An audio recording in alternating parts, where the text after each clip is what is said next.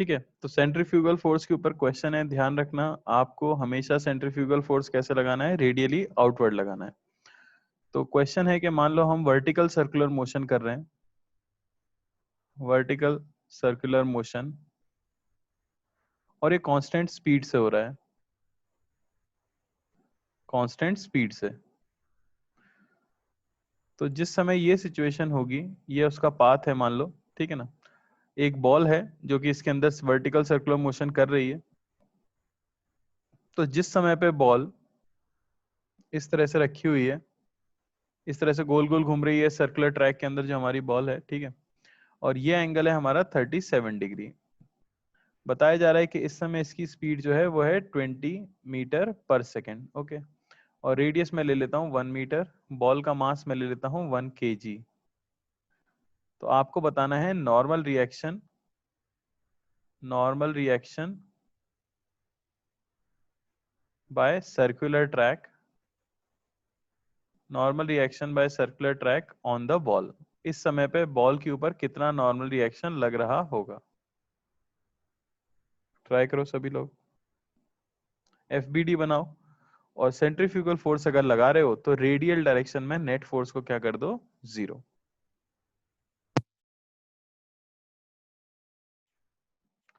तो आपको क्या करना है, मैं सर्कुलर फ्रेम के अंदर बैठ जाऊंगा, ठीक है, और एक्सीलरेटेड फ्रेम में बैठ के इसका फ्री बॉडी डायग्राम बना देता हूं। तो बॉल के ऊपर सबसे पहले तो हम जो फोर्स लगाएंगे, देखो ये डायरेक्शन आपकी रेडियल है कि नहीं, ये डायरेक्शन आपकी टेंजेंशियल है, यही हमारे लिए इंपॉर्टेंट होती है। एक हॉरिजॉन्टल बना लेता हूँ और एक वर्टिकल बना देता हूँ। तो mg तो किधर लग जाएगा, वर्टिकली डाउन लग जाएगा, 1 kg का है तो 10 न्यूटन का mg लग रहा होगा। ये एंगल 37 दिया है हमें, तो ये एंगल भी क्या आ जाएगा, 37। फिर ये 37, एक को छोड़ के एक, और ये 37। अब हमें बताया कि भाई एक हमने लगा दिया mg, नॉर्मल रिएक्शन किधर लगेगा, तो सर्कुलर ट्रैक इसे पुश कर रहा होगा अंदर की तरफ, ये हो जाएगा आपका नॉर्मल रिएक्शन। सेंट्रीफ्यूगल फोर्स कहाँ आएगा, सेंट्रीफ्यूगल फोर्स आएगा रेडियली आउटवर्ड डायरेक्शन, यानी ये इसकी रेडियस है, तो आउटवर्ड यानी बाहर जाते हुए इस तरह से लगेगा सेंट्रीफ्यूगल फोर्स mv²/r। मुझे क्या करना है, मुझे रेडियल डायरेक्शन में नेट फोर्स को 0 करना है, एफ नेट मुझे करना है 0 इन रेडियल डायरेक्शन, है कि नहीं। तो अगर रेडियल डायरेक्शन में आप नेट फोर्स को 0 करोगे तो आपको मिलेगा n लग रहा है अंदर की तरफ, प्लस mg का एक कंपोनेंट आ जाएगा 10 cos 37 डिग्री, ये होना चाहिए बाहर लगने वाला फोर्स mv²/r, यानी कि n प्लस 10 cos 37 यानी कि 8, ये हो जाना चाहिए mv²/r, और नॉर्मल हमें मिल जाएगा कितना, 392 न्यूटन। समझ आई क्या बात। तो आपको ध्यान बस ये रखना है कि हमें फोर्स हमेशा कैसे लगाना होगा, रेडियली आउटवर्ड डायरेक्शन में लगाना होगा। क्लियर है, समझ आ रहा है सभी को। ठीक है, एक और देख लेते हैं।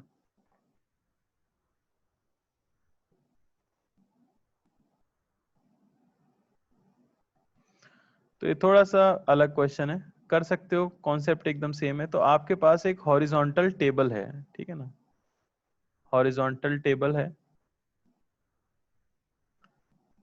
इस तरह से, और उसे हम घुमा रहे हैं किसी ओमेगा से।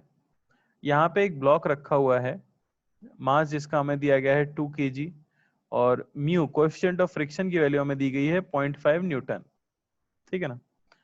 ये जो डिस्टेंस है ये आपकी 2 मीटर है। तो आपको बताना है ओमेगा की maximum value such that block stays at rest, block stays at rest on the table, table के रिस्पेक्ट में ब्लॉक क्या रहे, रेस्ट पर रहे, यानी उसके साथ साथ गोल गोल घूमे। हमने देखा है ऐसा क्वेश्चन में, या नॉर्मल लाइफ में आपने देखा होगा, टेबल अगर राउंड टेबल है गोल गोल घूम सकती है, आप एक पत्थर रखोगे, टेबल को बहुत तेज घुमाओगे तो पत्थर स्लाइड करके बाहर फेंक जाएगा कि नहीं। तो वही हमें बताना है कि भाई मैक्सिमम कितनी तेज हम टेबल को घुमाएं ताकि ब्लॉक फिसल के बाहर ना चला जाए। ओके, ट्राई करो।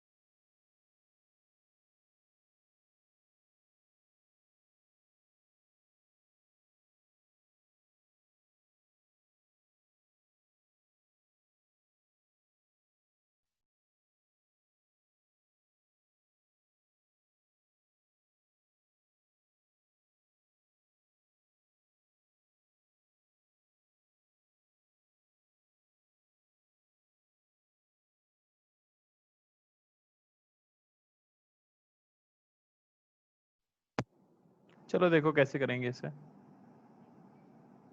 तो सबसे पहली बात यही है, हमें सोचना है कि भाई फ्रिक्शन किस तरफ लग रहा होगा। तो ये आपका क्वेश्चन है, टेबल इस तरह से है, ठीक है ना, और ब्लॉक यहाँ पे रखा हुआ है। अच्छा, ब्लॉक पे क्या लग रहा है, एक तो हमें पता है mg लग रहा होगा 20, एक लग रहा होगा नॉर्मल। तो नॉर्मल की वैल्यू तो हमें पता है 20 न्यूटन होगी। तो स्टैटिक फ्रिक्शन की मैक्सिमम वैल्यू कितनी आ सकती है, वो आ जाएगी म्यू इंटू एन। म्यू हमें 0.5 दिया है और नॉर्मल रिएक्शन 20 है, यानी कि 10 न्यूटन। तो मैक्सिमम फ्रिक्शन कितना लग सकता है, 10 न्यूटन लग सकता है। अब अगर मैं खुद भी इस टेबल के ऊपर बैठ जाऊं, तो मैं एक एक्सिलरेटेड फ्रेम में बैठ गया हूं और मेरे रिस्पेक्ट में ब्लॉक हमेशा रेस्ट पे रहना चाहिए। तो ब्लॉक के ऊपर एक सेंट्रीफ्यूगल फोर्स भी लग रहा होगा, क्योंकि हम एक्सिलरेटेड फ्रेम में हैं, और वो हमेशा रेडियली आउटवर्ड लगता है, बाहर की तरफ। तो वो कितना हो जाएगा, वो हो जाएगा हमारे पास m ओमेगा स्क्वायर r। अब आप देख सकते हो कि अगर x में और कोई फोर्स ना रहे, तो इस सेंट्रीफ्यूगल फोर्स की वजह से ब्लॉक स्लाइड करके कहाँ चला जाएगा, बाहर। तो उसे अपोज करने का काम किसका है, फ्रिक्शन का। तो सारे का सारा फ्रिक्शन कहाँ लगना चाहिए, अंदर की तरफ। जस्ट एक्सट्रीम वाले केस में मैं कह सकता हूं कि फ्रिक्शन की जो मैक्सिमम वैल्यू है वो इक्वल हो जानी चाहिए m ओमेगा स्क्वायर r के। फ्रिक्शन की मैक्सिमम वैल्यू हम 10 न्यूटन निकाल ही चुके हैं। ये होना चाहिए m ओमेगा स्क्वायर, और रेडियस भी हमें 2 मीटर दी गई है। यहाँ से ओमेगा आपको मिल जाएगा अंडर रूट ऑफ 2.5 रेडियन पर सेकेंड। क्लियर हुआ क्या, कोई डाउट किसी को? तो सोच के देखना था बस हमें। कोई डाउट किसी को? ठीक है, लोग फिर से आलस दिखा रहे हैं, ना हाँ बोल रहे हैं ना ना।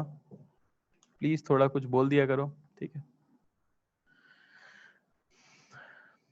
चलो, तो इसी तरह से एक और चीज आती है तो ये क्वेश्चन लेकिन थ्योरी की तरह भी पढ़ते हैं इसे, वो है कोनिकल पेंडुलम। कोनिकल पेंडुलम,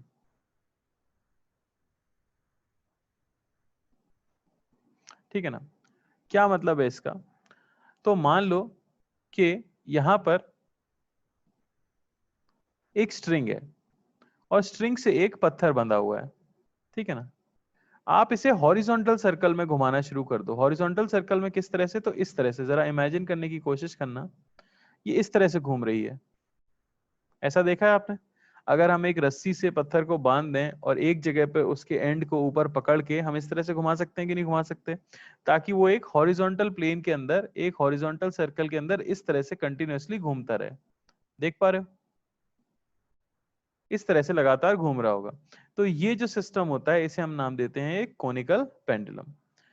ये जो चीज है, जो बॉल आपने यहाँ पे लटकाई है, उसे जनरली बॉब बोला जाता है, बॉब ऑफ पेंडुलम, ठीक है ना, नाम है इसका। ये हमारे पास एक स्ट्रिंग है, आइडियल स्ट्रिंग की हम बात करते हैं। तो क्वेश्चन यही आता है, मान लो कि आप इसे एक हॉरिजॉन्टल सर्कल में घुमा रहे हो। ये स्ट्रिंग की लेंथ है l और ये एंगल है थीटा, ठीक है ना।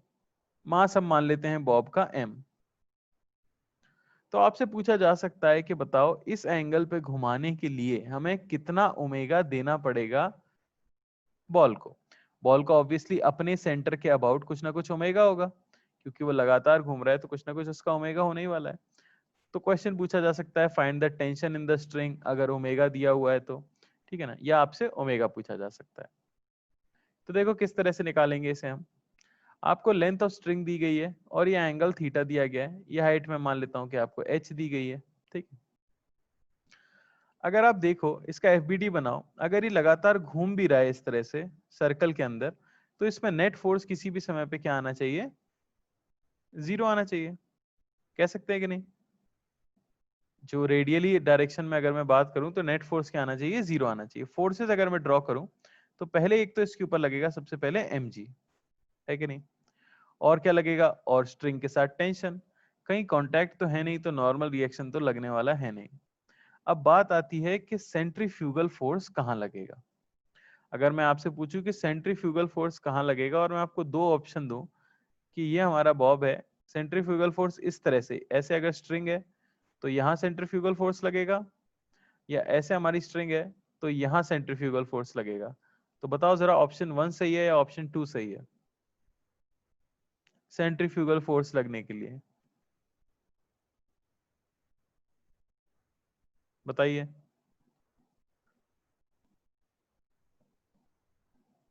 तो जैसा कि मुझे विश्वास था, काफी लोग ऑप्शन 1 भी बोल रहे हैं। ठीक है, तो गलती क्या हो रही है ऑप्शन 1 में? आप ये भूल जाते हो कि सेंट्रीफ्यूगल फोर्स हमेशा सेंटर से लगना चाहिए और रेडियली आउटवर्ड डायरेक्शन में लगना चाहिए। कौन से सर्कल में हमारा पार्टिकल घूम रहा है? आपका पार्टिकल इस सर्कुलर पाथ में घूम रहा है। तो इस सर्कल का सेंटर क्या है? इस सर्कल का सेंटर ये है। तो रेडियली आउटवर्ड डायरेक्शन कौन सी है? रेडियली आउटवर्ड डायरेक्शन तो ये है ना भाई। तो सेंट्रीफ्यूगल फोर्स भी यहीं पे लगता है, m ओमेगा स्क्वायर r, अगर रेडियस ऑफ सर्कल है r। बात समझ आई क्या? तो ये गलत है और ये सही है, ध्यान रखना। हमेशा आप क्या करोगे भाई, अपने पार्टिकल को सेंटर से जोड़ोगे और फिर रेडियली, रेडियस पे चलते हुए बाहर वाली डायरेक्शन में ही सेंट्रीफ्यूगल फोर्स को लगाओगे। क्लियर है? बस ये एंगल हमें पता है, ये एंगल भी हो जाएगा थीटा। अब मैं फोर्सेस को बैलेंस कर देता हूं। मैं टेंशन का कंपोनेंट अगर x में लूंगा, पहले y में ले लेते हैं, चलो y में फोर्स अगर बैलेंस करें तो टेंशन का कंपोनेंट क्या आएगा? वो आ जाएगा t cos थीटा। ये इक्वल होना चाहिए नीचे लगने वाला फोर्स mg। सिमिलरली x में अगर मैं बात करूं तो अंदर की तरफ टेंशन का कंपोनेंट आएगा t sin थीटा। ये इक्वल हो जाना चाहिए बाहर लगने वाला फोर्स यानी कि m ओमेगा स्क्वायर r। बात समझ आ रही है कि नहीं? दोनों को अगर मैं डिवाइड कर देता हूं, x वाला फोर्स बाय y वाला फोर्स, तो मुझे यहां से मिलेगा tan थीटा। ये इक्वल होना चाहिए ओमेगा स्क्वायर r बाय जी। समझ पा रहे हो? और ओमेगा की वैल्यू यहां से आपको मिल जाएगी कितनी? Under root of g tan theta by r।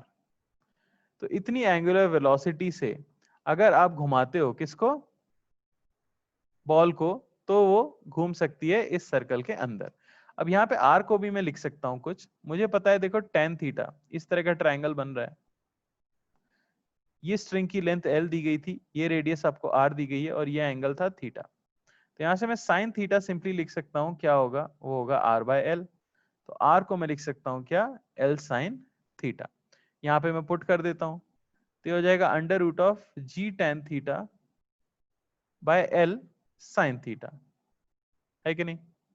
और आप देख सकते हो कि वैल्यू कितनी आ रही है ओमेगा की? ओमेगा की वैल्यू आ जाएगी under root g by l cos theta. अरे क्लियर है कि नहीं? फॉर्मूले याद रखना जरूरी नहीं है, प्रोसेस याद रखना ज्यादा जरूरी है। ओमेगा हमें ये मिल गया। अब जनरली आपसे क्या पूछा जा सकता है? Time period of revolution. Time period, इसे पूरा घूमने में कितना टाइम लगेगा, एक सर्कल घूमने में कितना टाइम लगेगा? तो आप सोच के देखो, ये ओमेगा से घूम रहा है और एक कंप्लीट सर्कल कंप्लीट करने में कितना एंगल ट्रेवल करता होगा, ये सोच के देखो जरा। ओमेगा से कोई घूम रहा है, अगर उसे पूरा सर्कल कंप्लीट करना है तो वो कितना एंगल घूमता होगा? 2 पाई एंगल घूमता होगा। तो टाइम पीरियड इसलिए हमेशा फॉर्मूला यूज किया जाता है 2 पाई बाय ओमेगा, ये याद रखना। टाइम पीरियड किसी भी सर्कुलर मोशन का आपसे पूछा जाए तो वो क्या रहता है? 2 पाई बाय ओमेगा रहता है, for any circular motion, for any circular motion. अगर कोई ओमेगा से घूम रहा है तो ऑब्वियसली एक सर्कल कंप्लीट करने में 2 पाई एंगल वो घूमेगा, तो 2 pi by omega time period आ जाता है। तो इस पेंडुलम के लिए हमें मिल जाएगा 2 पाई बाय ओमेगा यानी कि under root of L cos theta by g. ये टाइम पीरियड आ जाता है हमारा किसका? कोनिकल पेंडुलम का। समझ आई क्या बात? मेन चीज मैं जो यहाँ पे आपको सिखाना चाह रहा था वो ये थी कि हम कैसे कंपोनेंट्स लेते हैं और किस तरह से सेंट्रीफ्यूगल फोर्स पता करते हैं कि किस डायरेक्शन में लगना चाहिए। क्लियर है? चलो एक और क्वेश्चन ट्राई करते हैं, चलो।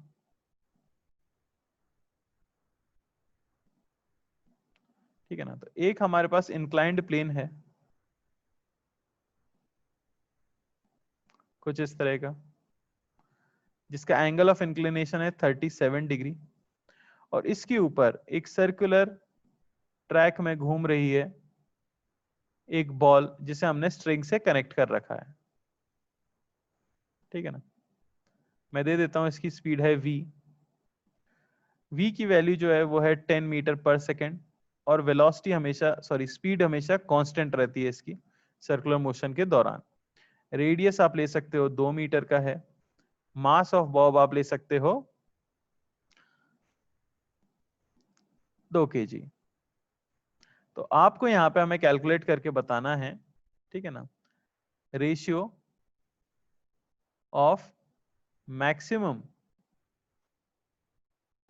To minimum tension in the string. String के अंदर मैक्सिमम टू मिनिमम टेंशन का रेशियो क्या रहेगा पूरे पाथ के दौरान। स्पीड हमेशा कांस्टेंट रहती है, रेडियस भी जो है वो फिक्स है, मास तो फिक्स रहता ही है। ट्राई करो भाई।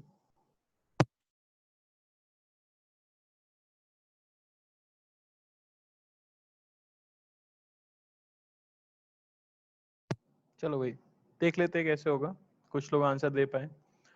तो सबसे पहले तो आपको ये देखना है कि ये जो मोशन हो रहा है ये इंक्लाइन के ऊपर हो रहा है, ठीक है ना। तो पहली चीज तो हमें पता करनी है कि किस जगह पे मैक्सिमम टेंशन आएगा और किस जगह पे मिनिमम टेंशन आएगा। तो ऑब्वियसली जहां पे mg और सेंट्रीफ्यूगल फोर्स सेम डायरेक्शन में एक्ट कर जाएंगे वहां पे टेंशन मैक्सिमम आएगा, और जहां mg और सेंट्रीफ्यूगल फोर्स ऑपोजिट डायरेक्शन में एक्ट करेंगे वहां मिनिमम टेंशन आएगा, ठीक है ना। ऐसा देख के देखो कि सेंट्रीफ्यूगल फोर्स तो हमेशा ही रेडियली आउटवर्ड लगने वाला है, हमेशा ही बाहर की तरफ लगने वाला है, और mg हमेशा डाउन द इंक्लाइन ही लगने वाला है कि नहीं। टेंशन हमें पता है हमेशा सेंटर की तरफ ही लगेगा। तो फील से ही आप बता सकते हो कि मैक्सिमम टेंशन कहाँ आएगा। मैक्सिमम टेंशन कहाँ पे आएगा? और मैक्सिमम टेंशन लोएस्ट पॉइंट आपको चूज करना होगा। जो सबसे नीचे वाला पॉइंट है वहीं पर टेंशन कैसे आने वाला है? मैक्सिमम आने वाला है। क्यों? क्योंकि यहाँ पे अगर आप देखो तो mg का कंपोनेंट इस तरफ आएगा अलोंग द इंक्लाइन, नीचे की तरफ, है कि नहीं। अब ये कंपोनेंट क्या होगा ये सोच के देखते हैं। तो इस वेज को अगर मैं साइड से बना लूं ऐसे जैसा हम हमेशा बनाते थे, तो ये आएगा 37 डिग्री, और इस समय पर हमारी बॉल कुछ यहाँ होगी, है कि नहीं। ये बाहर की तरफ आ रही होगी, वेलोसिटी इसकी आउट ऑफ द प्लेन है, हमारी तरफ आ रही है, और ऐसे इससे स्ट्रिंग बंधी हुई है। खैर mg अगर देखा जाए तो इस समय पे mg एक्ट कर रहा होगा इस तरह से नीचे। तो अलोंग द इंक्लाइन कंपोनेंट इधर आएगा, वो हमेशा क्या आता है? mg sine theta. यानी कि इस समय पे ये जो मैंने कंपोनेंट शो किया है अलोंग द इंक्लाइन, ये है mg साइन थीटा। टेंशन लगेगा इस तरफ, और सेंट्रीफ्यूगल फोर्स हमेशा ही कहां लगता है? रेडियली आउटवर्ड डायरेक्शन में लगता है। यानी कि सेंट्रीफ्यूगल फोर्स लग रहा होगा इस तरह से नीचे की ही तरफ, और वो कितना होगा? वो होगा mv स्क्वायर बाय r। तो ये है इस केस के लिए मैक्सिमम टेंशन। तो टी मैक्स की अगर मैं बात करूं मैक्सिमम टेंशन क्या होगा, तो वो हो जाएगा mg sine theta plus mv square by r। आपको यही याद रखना है कि सेंट्रीफ्यूगल फोर्स तो हमेशा रेडियली आउटवर्ड लगने वाला है। तो mg साइन थीटा, मास इसका हमें दिया गया है 2 kg, तो mg हो गया 20 साइन 37 यानी कि 3/5 plus m v square by r, और रेडियस है इसकी कितनी? 2 मीटर। तो ये आ गया हमारे पास 100 प्लस 12 यानी कि कितना आ गया? 112 न्यूटन। बात समझ आई? तो मैक्सिमम टेंशन इस क्वेश्चन के लिए हमें कितना मिल रहा है? 112 न्यूटन मिल रहा है। सिमिलरली मैं अगर बात करूं मिनिमम टेंशन के लिए, तो मिनिमम टेंशन के लिए इसका जस्ट ऑपोजिट वाला पॉइंट होगा। इस समय पे mg का कंपोनेंट तो सेम ही आएगा, mg का कंपोनेंट तो हमेशा ही mg साइन थीटा ही आने वाला है, और टेंशन रस्सी में भी इसी तरफ आएगा, पर सेंट्रीफ्यूगल फोर्स हमेशा ही रेडियली आउटवर्ड लगता है, तो वो इस समय लग रहा होगा mv स्क्वायर बाय r। तो टी मिनिमम के लिए मैं क्या ले रहा हूं? टॉप मोस्ट पॉइंट ले रहा हूं फॉर मिनिमम टेंशन,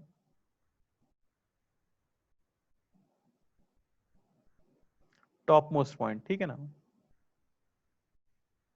तो क्या लिख सकते हैं हम? ध्यान से देखो, t और mg साइन थीटा नीचे लग रहा है, और mv स्क्वायर बाय r ऊपर लग रहा है, यानी t plus mg sine theta ये होना चाहिए भाई mv स्क्वायर बाय r के। समझ आई बात?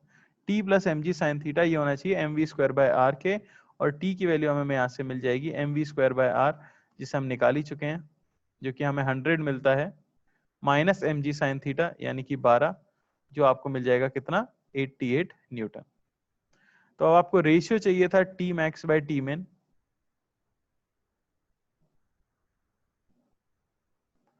तो वो हमें मिल जाएगा 112/88। समझ आया क्या? किसी को कोई डाउट इसमें?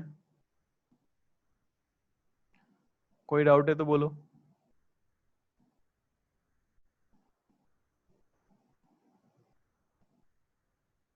ठीक है ना? बस आपको क्या देखना है, सबसे लोएस्ट पॉइंट देखना है जहां पे हमने mg का कंपोनेंट ले लिया था, और नेट फोर्स को जीरो करना है। ठीक है ना? याद रखना सेंट्रीफ्यूगल फोर्स हमेशा ही रेडियली आउटवर्ड एक्ट करेगा, और मिनिमम टेंशन के लिए मैंने क्या किया, टॉप मोस्ट वाला पॉइंट ले लिया, क्योंकि उसमें mg और टेंशन सेम साइड पे लग रहे हैं और सेंट्रीफ्यूगल फोर्स उनके ऑपोजिट लग रहा है, तो वहां पे नेट फोर्स को जीरो कर दिया और दोनों जगह पे टेंशन की वैल्यू कैलकुलेट कर ली। समझ आया कि नहीं? ये तो आप फील भी कर सकते थे थोड़ा सा, आपने अगर पहले कभी ऐसा देखा है तो। समझ आया? क्लियर है? ठीक है।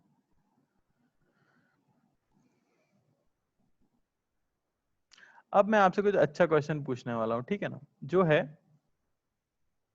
Direction of friction in circular motion. तो ये लोगों को काफी ज्यादा कंफ्यूजिंग लगता है, ठीक है ना, कि भाई डायरेक्शन ऑफ मोशन क्या, डायरेक्शन ऑफ फ्रिक्शन क्या होगी सर्कुलर मोशन अगर हो रहा है तो। सबसे पहली बात, अगर मैं आपसे क्वेश्चन पूछूं, ठीक है ना, कि एक कार है, ये एक हमारे पास स्मूथ रोड है, स्मूथ सरफेस है, और इसके ऊपर एक कार है हमारे पास,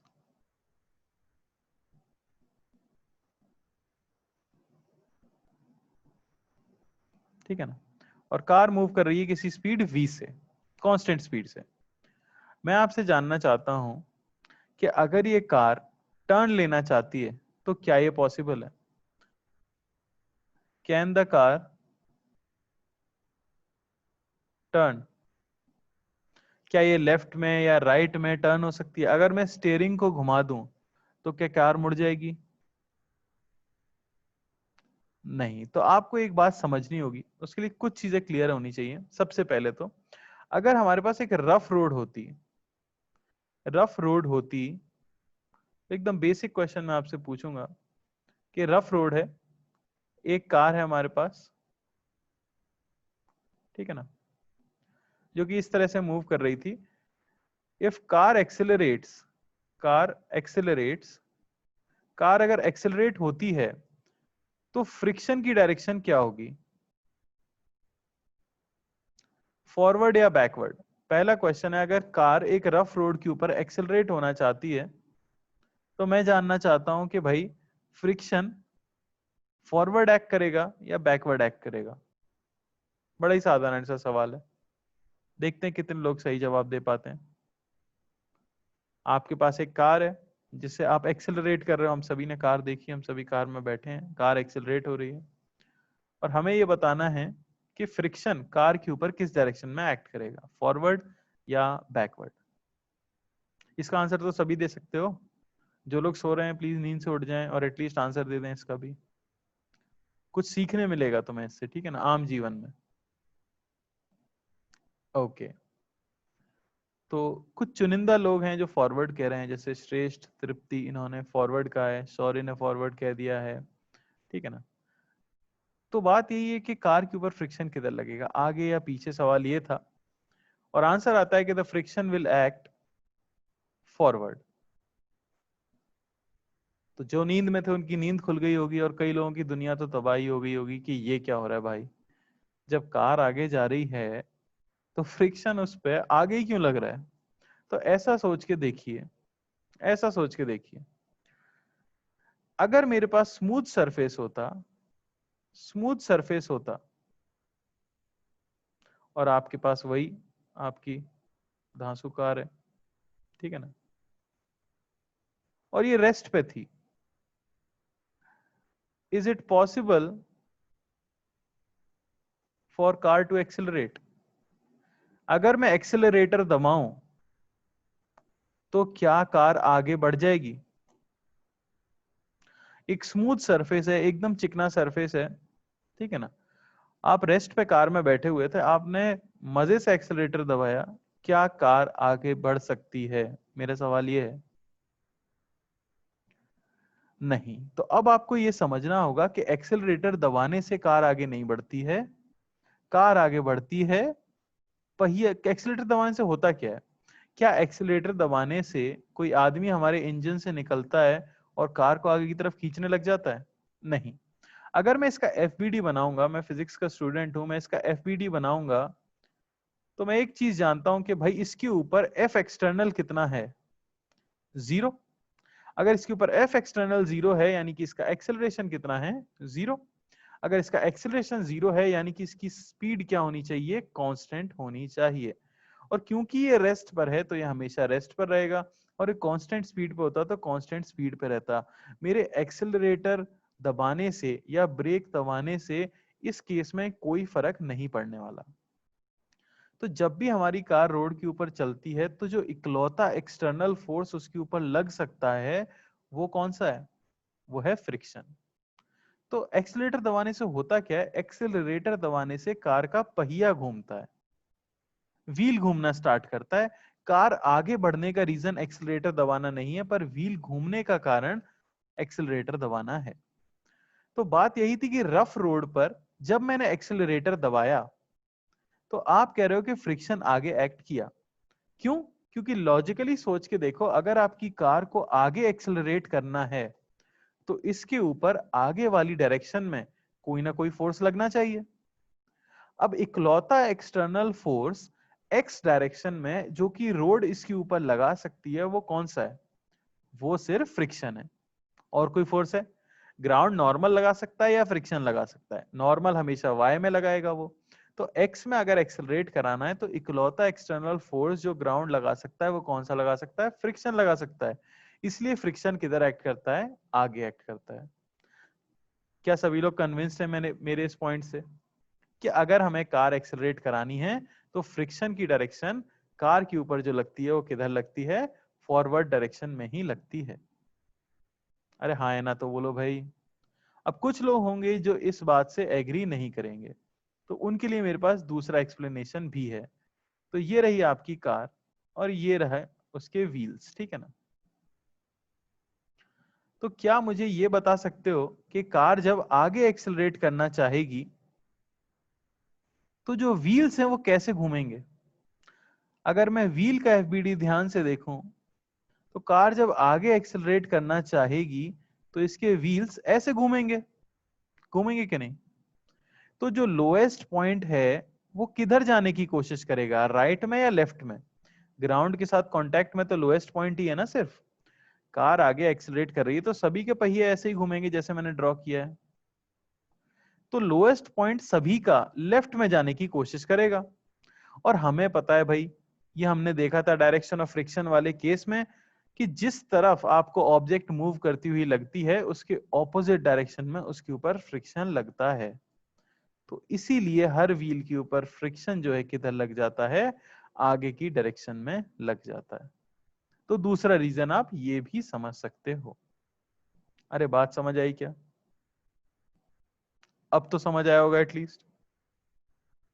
तो ये चीज याद रखना कि कार को अगर आप एक्सेलरेट कराना चाहते हो, या कार को आप रिटार्ड कराना चाहते हो, तो फिर फ्रिक्शन जो है किधर लगना चाहिए? एक्सेलरेशन के केस में मोशन की डायरेक्शन में, और रिटार्डेशन के केस में मोशन के ऑपोजिट। बात समझ आई? ठीक है, तो अब हम आ जाते हैं इसी के ऊपर। कई सारे क्वेश्चन पूछे गए थे, ठीक है। एक और मैं इसी के ऊपर आपको देना चाहता हूं, कि हमारे पास एक रफ रोड है। हमारे पास एक रफ रोड है। फिर से इस बार मैं टॉप व्यू बना रहा हूं। मैं उम्मीद करूंगा सभी लोग इतनी इंग्लिश समझते हैं। और टॉप व्यू का मतलब आप हेलीकॉप्टर में बैठे हुए हो और ऊपर से देख रहे हो। तो ये रोड है, लेकिन रोड आपकी कर्व्ड है। एक कार है जो इस तरह से दिख रही है, ट्रक मान लो, ठीक है ना। इस तरह से मूव कर रहा है वो v स्पीड से, और v जो है उसका कांस्टेंट है, यानी उसकी स्पीड कांस्टेंट है लगातार। तो अगर वो टर्न कर पा रहा है, तो आपको पता है कि कोई भी पार्टिकल अगर सर्कुलर पाथ में हो, अगर कोई भी पार्टिकल सर्कुलर पाथ में हो तो उसके पास एक सेंट्रीपिटल फोर्स होना चाहिए। बिना सेंट्रीपिटल फोर्स के सर्कल पे मूव कर पाना पॉसिबल नहीं है। तो अगर ये ट्रक इस कर्व्ड रोड पे मूव कर रहा है तो इसके ऊपर सेंट्रीपिटल फोर्स कौन प्रोवाइड कर रहा होगा? बता सकते हो क्या आप? इस क्वेश्चन के लिए अगर मैं आपसे पूछ लूं कि स्पीड कांस्टेंट है तो बताओ फ्रिक्शन के लगने की डायरेक्शन क्या है, तो क्या आप मुझे बता सकते हो? क्योंकि हमें पता है कि भाई ये ट्रक एक सर्कल पे घूम रहा है और हमेशा सर्कल पे अगर आपको घूमना है तो एक सेंट्रीपिटल फोर्स आपको चाहिए होगा। सेंट्रीफ्यूगल फोर्स तो लगता है अगर मैं इसके फ्रेम में बैठ जाऊं तो, सेंट्रीपिटल फोर्स चाहिए होगा। तो फ्रिक्शन ही है जो कि किधर एक्ट करेगा, अंदर की तरफ एक्ट करेगा और इसे सर्कुलर पाथ पे घुमा पाएगा। क्या आपको ये बात समझ आ रही है? अरे भाई बात समझ आ रही है क्या? तो ये याद रखना कि फ्रिक्शन की डायरेक्शन जहां फोर्स की आवश्यकता होगी उसी के हिसाब से एक्ट करती है, ठीक है ना? जहां फोर्स की जरूरत होगी वहीं पे फ्रिक्शन एक्ट करता है। समझ पा रहे हो? Yes, the truck will have a tendency to move outward. तो उसे रोकने के लिए फ्रिक्शन को किधर एक्ट करना पड़ता है? अंदर एक्ट करना पड़ता है। आदित्य तुम्हारा कैमरा चालू है बेटा, दुनिया तुम्हें देख रही है, कैमरा बंद कर लो। चलो, तो अब इसी के ऊपर मैं क्वेश्चन पूछता हूं।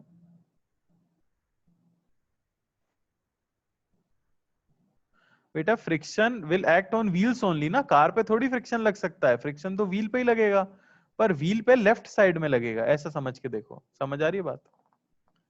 चलो, तो अब जो क्वेश्चन आता है वो कैसे आता है वो देख लेते हैं। आपको बतानी होती है डायरेक्शन ऑफ फ्रिक्शनल फोर्स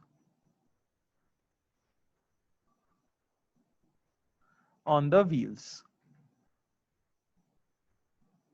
ठीक है ना? तो मैं आपको वही टॉप व्यू का एक केस बना के दूंगा। पहला केस मैं ये ले रहा हूं जहां आपका ट्रक ये है, ठीक है, ये कुछ रेडियस होगी सर्कल की, ट्रक के मोशन की डायरेक्शन ये है v, और बोला जा रहा है the truck accelerates, the truck accelerates on the circular track, on the circular track. तो ट्रक जो है वो सर्कुलर ट्रैक के ऊपर लगातार एक्सेलरेट कर रहा है। तो आपको डायरेक्शन ऑफ फ्रिक्शन बतानी है। मैं 4 ऑप्शन देने वाला हूं, आपको वो मार्क करना है। पहला ऑप्शन आपका ये है, दूसरा ऑप्शन ये है, तीसरा ऑप्शन ये है, ठीक है ना, और चौथा ऑप्शन ये, और पांचवा ऑप्शन ये। बताइए क्या होगी डायरेक्शन ऑफ फ्रिक्शन? 5 ऑप्शन हैं, ऑप्शन करेक्ट ऑप्शन जो आपको लग रहा है मार्क कर दीजिए।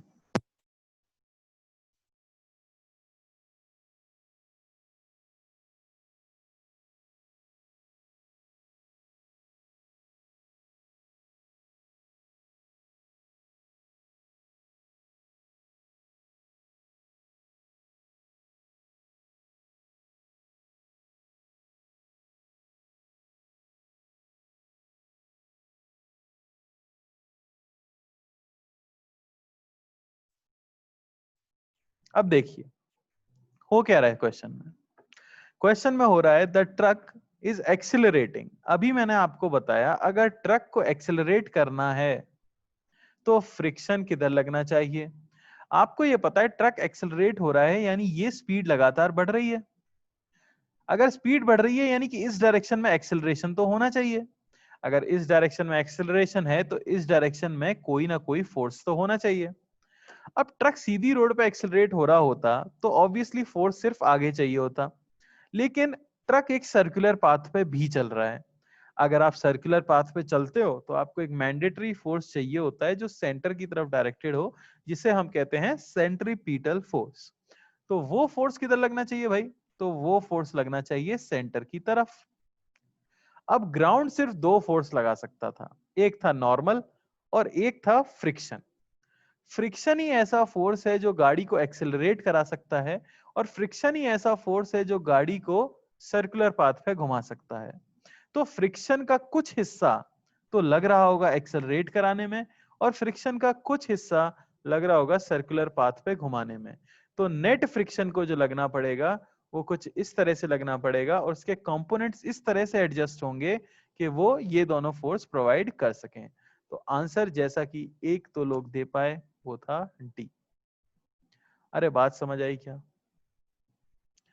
तो आपको थोड़ा फील करना होगा, ठीक है ना, रट लेना है भाई। सर्कल पे घूम रहे हो तो सेंटर की तरफ तो एक फोर्स चाहिए ही चाहिए, और कार का कॉन्सेप्ट मैंने आपको अभी बताया ही, ठीक है।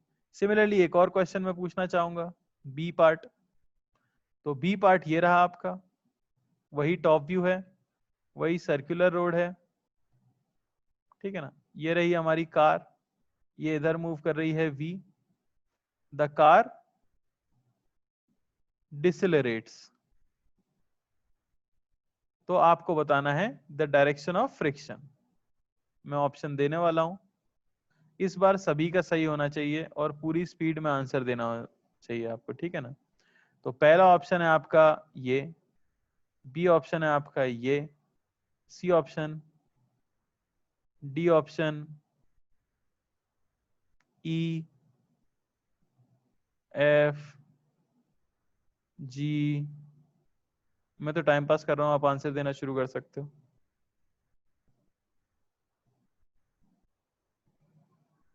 जी हाँ, लोगों ने आंसर देना शुरू कर दिया है और सभी ने अभी तक करेक्ट आंसर दिया है। कौन है जो इस ट्रेंड को तोड़ेगा गलत आंसर देके? क्या बात है, सब सही दे रहे हैं, ऐसा कैसे हो गया? अरे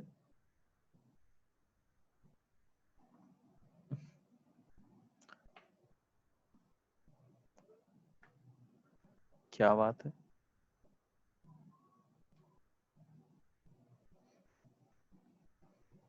दे दिया क्या सबने आंसर? अरे एटलीस्ट ट्राई तो करो सभी लोग, जो लोग बैठे रहते हैं। अरे जीवन में कभी गलत नहीं होगे तो कभी सही भी नहीं होगे मेरे भाई, ट्राई करना जरूरी है। बढ़िया तृप्ति, सही है। और ट्रेंड ब्रेक हुआ यहाँ, कोई बात नहीं। बाकी लोग, जनता जल्दी आंसर।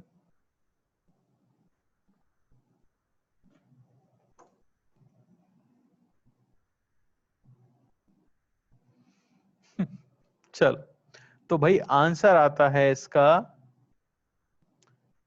ई, जो कि भर भर के दिया गया था इस बार।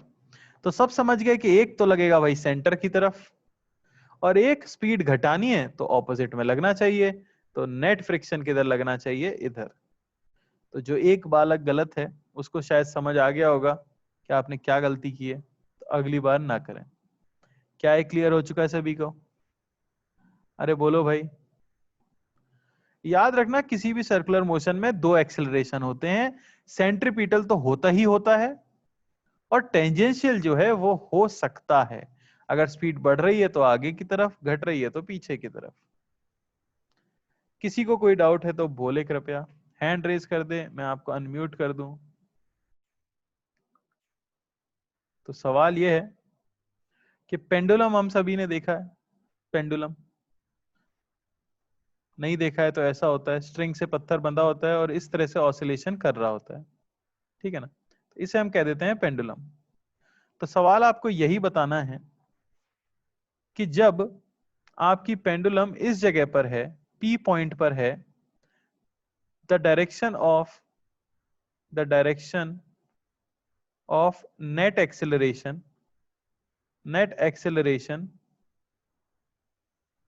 एट, पहले मैं आपको देना चाहूंगा पी पे, सेकंड होगा आपका क्यू, और थर्ड होगा आपका आर। तीन पोजीशन है, पी, क्यू, और सबसे एक्सट्रीम वाला पॉइंट है आर।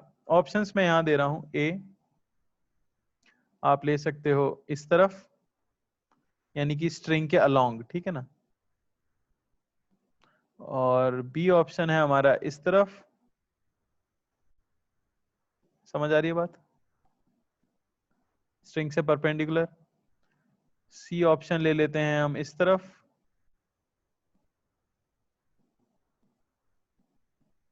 डी ऑप्शन आप ले लो इस तरफ,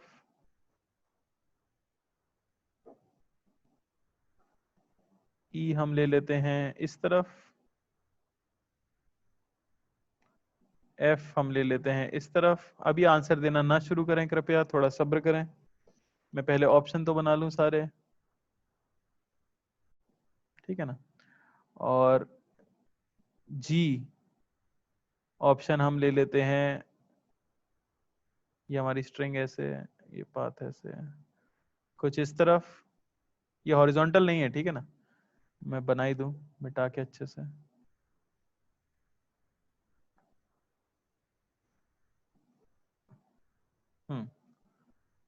कुछ ऐसा, बताइए, ये ऑप्शन है आपके सामने। तो फर्स्ट का आंसर क्या होगा, यानी पी पॉइंट पे नेट एक्सेलरेशन की डायरेक्शन क्या होगी, पी पे, पी, पी का आंसर दें कृपया। तो दो एक्सेलरेशन आपको चेक करने हैं, एक टेंजेंशियल और एक सेंट्रीपिटल। दोनों हो सकते हैं, कोई एक हो सकता है, कोई भी नहीं हो सकता है।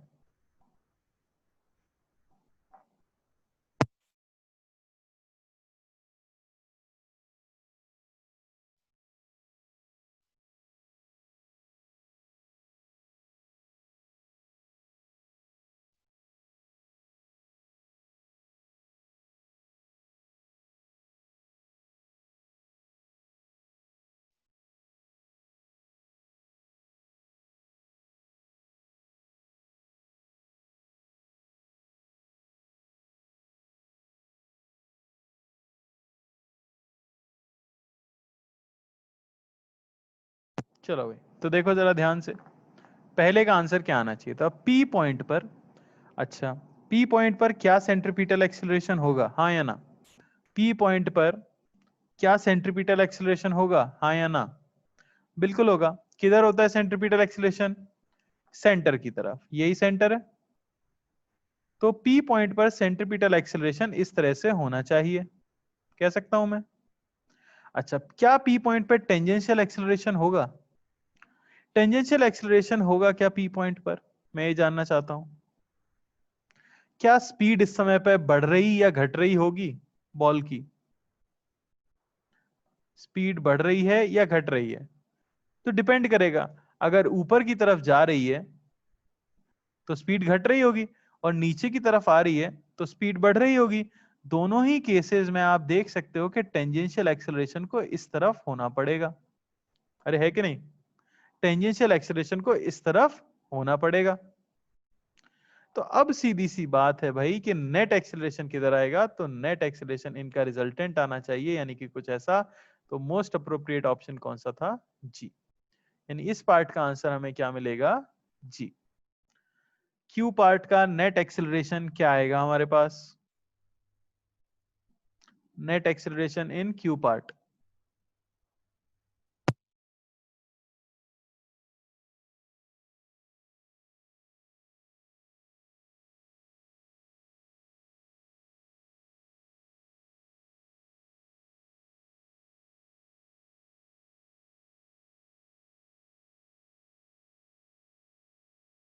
तो सबसे पहली बात, क्यू पार्ट में क्या सेंट्रीपिटल एक्सेलरेशन होगा। हमें पता है कि अगर आप सर्कल में मूव कर रहे हो तो सेंट्रीपिटल एक्सेलरेशन हमेशा होता है mv²/r।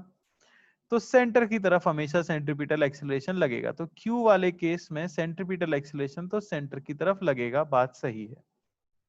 क्या टेंजेंशियल एक्सेलरेशन होगा, क्या क्यू जो पॉइंट है वहां पर पार्टिकल की स्पीड बढ़ रही है या घट रही है, वहां पे पार्टिकल की स्पीड बढ़ रही होगी या घट रही होगी।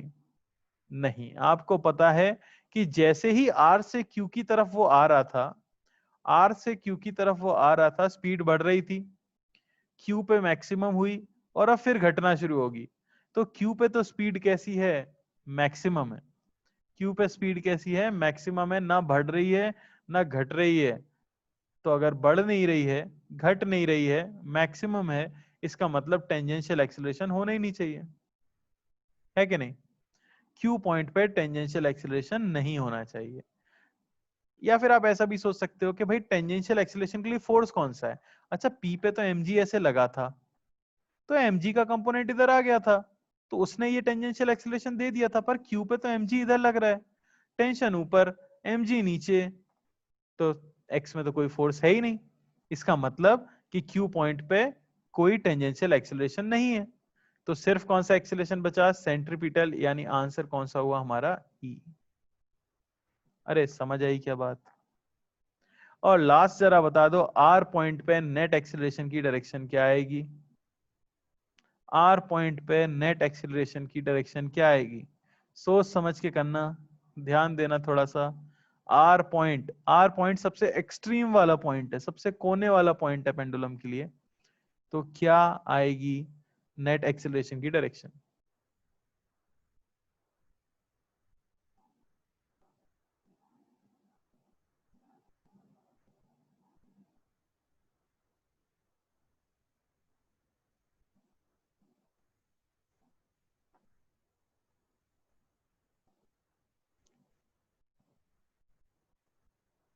चलो तो देखिए जरा, ये सबसे एंड वाला पॉइंट है, अच्छा ये सबसे एंड वाला पॉइंट है, अच्छी बात है। यहाँ पे स्पीड कितनी होगी, यहाँ स्पीड होगी 0, अरे होगी कि नहीं होगी, अगर ये सबसे एक्सट्रीम पॉइंट है तो यहाँ स्पीड 0 होगी, तो सेंट्रीपिटल एक्सेलरेशन जो mv² होता है वो भी क्या होगा, 0। अरे भाई ये एक्सट्रीम पॉइंट था, ये सबसे कोने वाला पॉइंट था, इस समय पार्टिकल रेस्ट पे आया था, तो ये सर्कल के अंदर मूव नहीं कर रहा है इस समय, मैंने कहा था सेंट्रीपिटल एक्सीलरेशन तब लगेगा जब आपका पार्टिकल सर्कल में मूव कर रहा हो, पार्टिकल तो रेस्ट पे आ गया इस समय पे, क्योंकि वेलोसिटी 0 है, आप फॉर्मूले से भी निकालोगे तो भी सेंट्रीपिटल एक्सीलरेशन क्या आता है, 0। तो इस समय क्या टेंजेंशियल एक्सीलरेशन हो सकता है, तो हाँ mg तो लग रहा है, और अब इसकी स्पीड बढ़ने वाली है, हमें ये पता है कि इस समय पे इसकी स्पीड क्या होने वाली है भाई, बढ़ेगी ही, तो इसलिए इसके पास क्या होना चाहिए, टेंजेंशियल एक्सीलरेशन तो होना चाहिए, और वो किस ऑप्शन में दिख रहा है आपको, डी ऑप्शन में, तो आंसर इसका क्या होगा, डी। तो जीईडी हमारा आंसर था पी क्यू आर के लिए। तो ये दिखते ये काफी थ्योरेटिकल क्वेश्चन है, पर एग्जाम में आए हुए क्वेश्चन है, और बहुत काफी लोगों से गलती होती है। आपको ध्यान ये रखना है कि मुझे सेंट्रीपिटल एक्सीलरेशन चेक करना है mv²/r, और अगर मैं सर्कल में हूं तो सेंट्रीपिटल तो होगा ही होगा। टेंजेंशियल मुझे चेक करना है स्पीड बढ़ी या घटी, बात समझ आई। बिल्कुल, पार्टिकल रेस्ट पे हो तो उसके पास टेंजेंशियल एक्सीलरेशन हो सकता है बेटा, अगर टेंजेंशियल एक्सीलरेशन नहीं होता तो स्पीड हमेशा 0 ही रह जाती, पार्टिकल वहीं रुक जाता जीवन भर के लिए, समझ आई ना बात, पार्टिकल हमेशा वहीं रुक जाता, लेकिन आपको पता है स्पीड बढ़नी है, थोड़ी देर के बाद नीचे आना है उसे, तो उसके पास टेंजेंशियल एक्सीलरेशन होना जरूरी है। क्लियर हुआ क्या, अरे बोलो भाई। चलो तो अब इसी पे बेस्ड एक हम क्वेश्चन कर लेते हैं, जो है maximum safe speed on a rough curved road.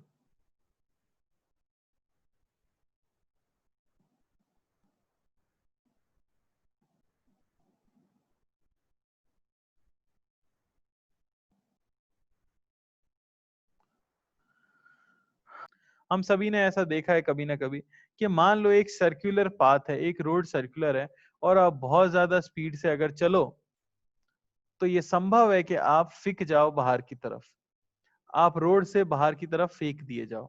देखा है कि नहीं देखा, अरे सबने देखा है ना। तो वही चीज है, मान लेते हैं टॉप व्यू देख रहा हूं मैं, टॉप व्यू, ठीक है ना, आप इस तरह से टर्न ले रहे हो, ठीक है, आपने एक स्पीड मेंटेन कर रखी है, और आप एक सर्कुलर पाथ पे हो जिसकी रेडियस मान लेते हैं r है। तो अगर आप बहुत ज्यादा स्पीड से चलाओगे तो आप देख सकते हो कि कार स्किड हो जाती है, बाहर की तरफ स्किड कर जाती है। ऐसा क्यों होता होगा हम समझ सकते हैं, क्योंकि ये एक कर्व्ड रोड है, तो कर्व्ड रोड पे चलने के लिए सेंट्रीपिटल फोर्स मैंडेटरी है, होना ही चाहिए। अब वो सेंट्रीपिटल फोर्स दिलाने की जिम्मेदारी किसकी है, ये हमने कांस्टेंट मान ली, ठीक है ना। मैं अपनी मैक्सिमम परमिसिबल स्पीड जो है उससे मूव कर रहा हूं, मैंने एक कांस्टेंट मान ली। तो अब क्योंकि मुझे सर्कल पे घूमना है, तो सारी जिम्मेदारी किसके कंधों पर आ गई है? सारी जिम्मेदारी फ्रिक्शन के कंधों पे आ गई है। यहाँ पे स्टैटिक फ्रिक्शन अपनी पूरी क्षमता से लग जाता है ताकि आप रोड से बाहर की तरफ फेंक न दिए जाओ। कौन सा फोर्स है जो आपको बाहर धकेलने की कोशिश कर रहा है? अगर मैं आपसे पूछूं, क्योंकि आप सर्कुलर पाथ के ऊपर हो, तो कौन सा फोर्स है जो आपको बाहर की तरफ पुश कर रहा है? तो आप जानते हो, जब भी हम सर्कल में घूमेंगे और मैं खुद एक्सेलरेटेड फ्रेम में बैठ जाऊं, तो हमें क्या लगता है? सेंट्रीफ्यूगल फोर्स महसूस होता है कि नहीं होता? देखो, करने के दो तरीके होते हैं, मैंने बताया था हर क्वेश्चन को करने के दो तरीके हैं। या तो आप लिख दो सेंट्रीपिटल से, अगर आप सॉल्व करना चाहते हो तो आप कह दोगे कि सेंटर की तरफ लग रहा है फ्रिक्शन और यही फोर्स दे रहा है सेंट्रीपिटल फोर्स, जो कि होता है मास इनटू ए सेंट्रीपिटल। या आप कह दो कि हम सेंट्रीफ्यूगल से सॉल्व करेंगे क्वेश्चन, और मैं मान लूंगा कि मैं भी सर्कुलर ट्रैक पे बैठा हुआ हूं, तो एक बाहर की तरफ फोर्स लगना चाहिए, कितना? mv²/r। और मैं इक्वेट कर दूंगा कि जस्ट वाले केस में ये दोनों क्या हो जाने चाहिए? इक्वल। तो मैंने दो मेथड बताए थे, और हमेशा बेटर क्या होता है? सेंट्रीफ्यूगल, क्योंकि हमें फील आती है थोड़ी सी। आप सभी ने देखा होगा, अगर आप कार में बैठे हो, ठीक है, आपके पापा गाड़ी चला रहे हैं, और वो अगर स्टाइल से अचानक से स्टीयरिंग घुमा दें, तो आपका मुंह जाके खिड़की में लग जाएगा। लगता है कि नहीं लगता? सीधे कांच में लगता है हमारा मुंह, अगर काफी तेजी से कार की स्टीयरिंग को मोड़ दिया जाए। तो बात वही है, अगर आप बहुत ज्यादा स्पीड में एक छोटी रेडियस के सर्कल में चलने की कोशिश करोगे, तो आपको बाहर की तरफ एक धक्का जरूर महसूस होगा, जिसे हम एक्सप्लेन कर देते हैं सेंट्रीफ्यूगल फोर्स से। होता वो इनर्शिया की वजह से है, पर सेंट्रीफ्यूगल फोर्स की हमें फील आ सकती है उस चीज से, ठीक है ना। तो क्वेश्चन सॉल्व करने में मदद मिलेगी।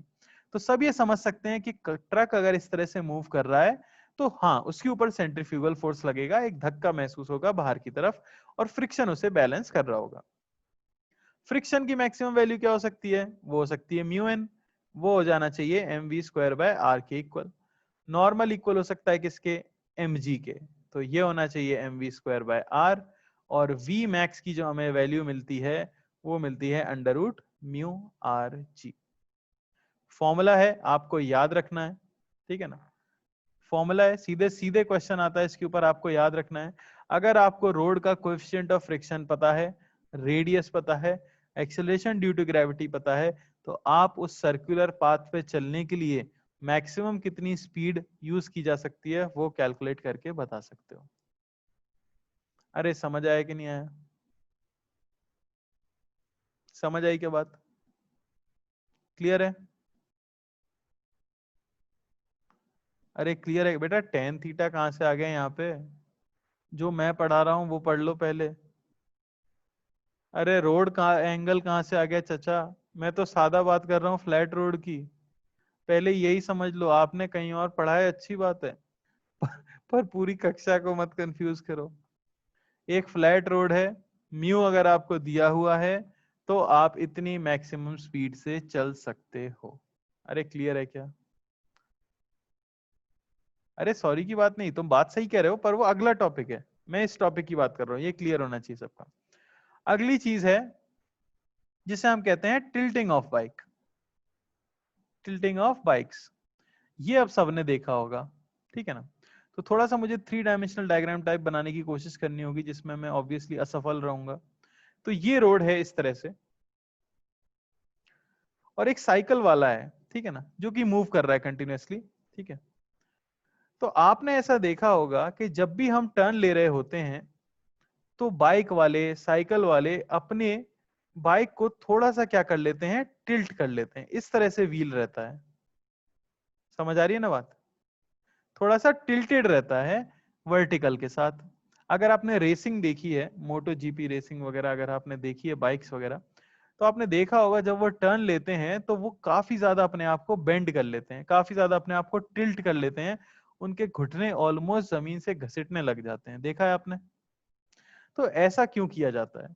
ऐसा इसलिए किया जाता है कि अगर आप अपनी स्पीड को कॉम्प्रोमाइज नहीं करना चाहते, अगर आप अपनी स्पीड को कम नहीं करना चाहते और फिर भी टर्न लेना चाहते हो, तो आपको मैक्स ज्यादा से ज्यादा क्या चाहिए होगा? सेंट्रीपिटल फोर्स चाहिए होगा कि नहीं चाहिए होगा? ऐसी बात सोच के देखो, अगर ये कार सीधी से, ये बाइक सॉरी, अगर ये बाइक वर्टिकल रहती तो नॉर्मल कहां रखता, ऊपर की तरफ लगता। लेकिन क्योंकि मैंने अपनी बाइक को टिल्ट कर लिया है अंदर की तरफ, तो नॉर्मल कहां लग रहा होगा, इस तरह से लग रहा होगा। अब हमें पता है क्योंकि ये सर्कल पे चल रहा है तो सेंट्रीफ्यूगल फोर्स तो इधर लगने ही वाला है, mv²/r। बात समझ आ रही है ना, इसकी स्पीड बाहर की तरफ है, आउट ऑफ द प्लेन है, mv²/r। तो इसे बैलेंस करने के लिए कोई ना कोई फोर्स तो चाहिए। मैंने केस कंसीडर कर लिया है जब कोई फ्रिक्शन नहीं है, ग्राउंड में कोई फ्रिक्शन नहीं है, बिना फ्रिक्शन के भी मैं टिल्ट करना चाहता हूं, टर्न लेना चाहता हूं, तो उसके लिए ये क्या करेगा, ऑब्वियसली सेंट्रीफ्यूगल फोर्स को बैलेंस करने के लिए कोई ना कोई फोर्स चाहिए। तो ये क्या करता है, अपनी बाइक को टिल्ट कर लेता है अंदर की तरफ, ताकि अब देखो अगर आप, तो नॉर्मल का एक कंपोनेंट अंदर की तरफ जरूर आ सकेगा, और नॉर्मल का कंपोनेंट आ जाएगा आपका n sin थीटा। अरे समझ आई कि नहीं आई बात? तो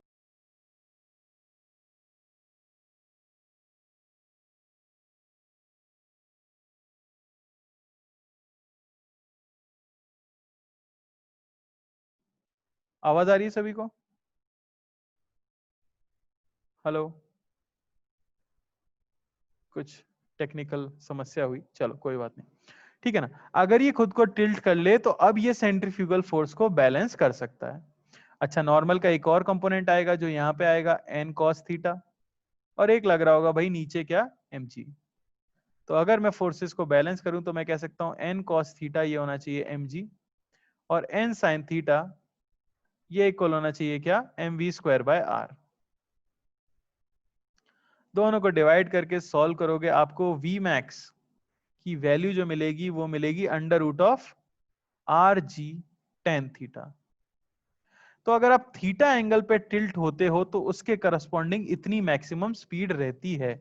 तो अब आप डायरेक्टली देख सकते हो कि जितनी ज्यादा स्पीड पे रहोगे आप, उतना ज्यादा आपको वर्टिकल के साथ टिल्ट करना होगा। इसलिए मोटो जीपी रेसिंग वगैरह में क्या होता है, क्योंकि उनकी स्पीड बहुत ज्यादा हाई है, तो उनका एंगल ऑफ इंक्लिनेशन वर्टिकल से क्या होना चाहिए, बहुत ज्यादा होना चाहिए, होना चाहिए कि नहीं। इसलिए वो खुद को क्या करते हैं, बहुत ज्यादा टिल्ट करते हैं। जबकि आप अगर बाइक चला रहे हो या साइकिल चला रहे हो, तो आप कोई 100 की स्पीड पे नहीं चला रहे होते, आप हल्की फुल्की स्पीड पे चला रहे होते हो। तो जब हम सर्कुलर टर्न लेते हैं तो हम हल्का सा टिल्ट होते हैं। ऐसा थोड़ी आप स्कूल जाते थे तो एकदम घुटना आपका जमीन से घिस रहा होता था, इतना टिल्ट होते थे आप, नहीं, इतना धांसू ड्राइवर तो कोई नहीं है, ठीक है ना। तो वो सब वहां पे होता है। तो यहाँ पे हमें एक रिलेशन पता लगी कि अगर फ्रिक्शन की मैं मदद नहीं लेना चाहता, तो सीधे सीधे मुझे क्या करना होगा, टिल्टिंग करनी होगी। अब आम जिंदगी में जनरली लोग कार को टिल्ट नहीं कर पाते, इसलिए कार को अगर टर्न दिलाना है आपको, तो आपको फ्रिक्शन चाहिए ही चाहिए। अगर आप इतने टैलेंटेड हो कि आप कार को टिल्ट करके दो पहियों पे ला सकते हो, जिससे उसका नॉर्मल भी एंगल पे लगने लग जाए, तो वहां पे भी बिना फ्रिक्शन के आप टर्न ले सकते हो। बात समझ आई क्या? तो जो दो फॉर्मूले हैं उनमें डिफरेंस आपको समझ आना चाहिए। एक तो रोड पे अगर फ्रिक्शन दिया हुआ है और मैं टिल्ट नहीं कर सकता अपने आप को, तो जो मैक्सिमम परमिसिबल स्पीड होती है स्किडिंग ना होने के लिए, वो होती है √μrg। लेकिन अगर मैं बाइक या साइकिल पे हूं और मैं खुद को टिल्ट कर सकता हूं वर्टिकल के साथ थीटा एंगल तक, तो थीटा एंगल के लिए मैक्सिमम परमिसिबल स्पीड आती है √rg tan थीटा। इसे याद रखने की एक ट्रिक भी मैं बताना चाहूंगा। एंगल ऑफ रिपोज हमने पढ़ा था, tan theta is equal to mu. तो दोनों फॉर्मूले में सिर्फ वही रिप्लेसमेंट आता है, rg तो कॉमन रहता है, फ्रिक्शन है तो म्यू आ जाता है, और थीटा है तो tan थीटा आ जाता है। समझ आ गई क्या बात? अरे क्लियर है, हाँ या ना तो बोलो भाई। तो बात आती है कि अगर फ्रिक्शन भी हो और थीटा भी हो तो फिर क्या होगा, तो वो हम नेक्स्ट क्लास में देखेंगे। इसके क्वेश्चंस भी करेंगे नेक्स्ट क्लास में। मैं अभी भी चाहूंगा कि एटलीस्ट आप एक दो बार इसे पढ़ने की वापस से कोशिश करो नोट्स को, और समझो कि सेंट्रीफ्यूगल फोर्स काम कैसे करता है। अगर आप सेंट्रीफ्यूगल फोर्स समझ गए तो पूरा चैप्टर बड़ा ही आसान हो जाएगा। ठीक है, तो नेक्स्ट क्लास में यहीं से कंटिन्यू करेंगे।